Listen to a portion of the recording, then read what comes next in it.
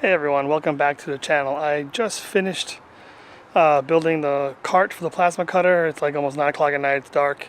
I'm hoping this comes out good enough, but let's take a quick look around. So there it is. Paint's still wet, otherwise I'd put the plasma cutter on top. But it fits nicely on top. It's sturdy, it's rock solid, rolls around the driveway with no problem. And that's what I was looking for. So, stick around and let's see how it's built. Today we got a little of a DIY welding project going on. A couple months back I bought a plasma cutter to work on the Mustang and found out pretty quickly that it's quite the hassle to lift it, carry it, move it all around when I want to use it. So I am going to be building a small cart for it to put on it, or put it on.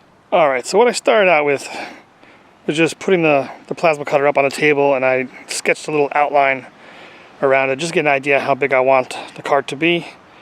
It's 11 by 20, which is a little bit bigger for the Versacut 40, but if I ever wanted to get the 60, it would still fit on there. So I started out with a 11 by 20 cart.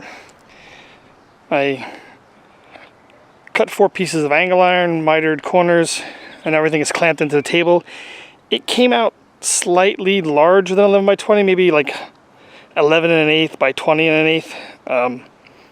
Getting exact length miter cuts with the chop saw is a little difficult, but this is not critical, so I really just need to be in the ballpark. So we're going to weld this frame together, hoping that it won't warp, because that's going to be a mess if it does. And I'll build the second frame, which will be the top part of the cart.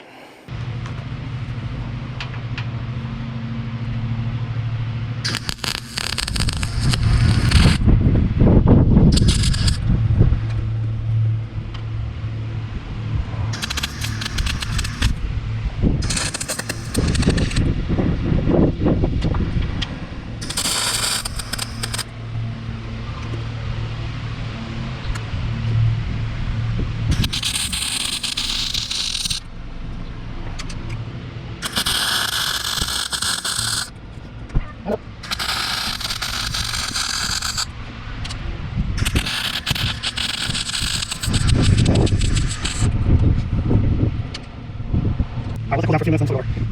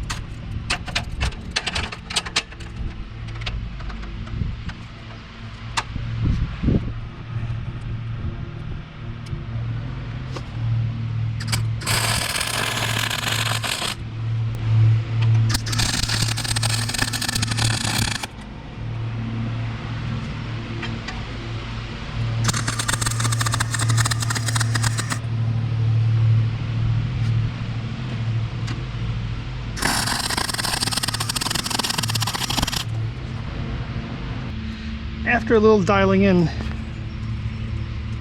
the welds are halfway decent.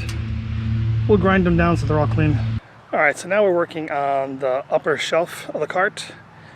I did the cuts a little differently on this one. The lower shelf, the joints were miter cuts on the saw. And for this one, I just notched the corners. So basically, if you're looking at it, I don't really see it all that well there. I just notched one of the angle iron pieces to fit. Probably see it better in the front. I don't know which way was more difficult, to be honest. I think with the miter cuts I had to be a little bit more careful, not having the material get caught in the saw. But with the notched pieces, you gotta be a little more careful with your measurements. So 6 of one, half dozen of another as far as which one was easier. Okay, so I did a little mock-up of the cart, and that's kind of what I want it to look like. Everything's just clamped in place right now. And by the way, if anyone ever tells you you have enough clamps, tell them no. There is no such thing as having too many clamps. Alright, so what I'm going to do now is I think I'm going to make it maybe 1.5 to 2 inches taller than what it is. And then we're going to weld it all together and then we'll be back. Okay, I raised it up about 2 inches, and I think I like this configuration a little better. The front posts don't stick up quite as high, and it's a little more ergonomic, I guess. It's not as difficult to reach this handle from a standing position.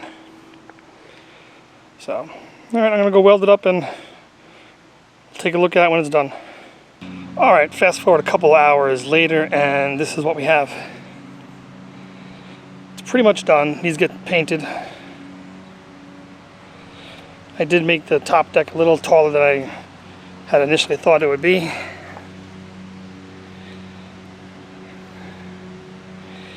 The only problem I have now is the casters I bought for the front are too short. They're only 3-inch casters. I probably need something like a 4, 4.5, something in that range.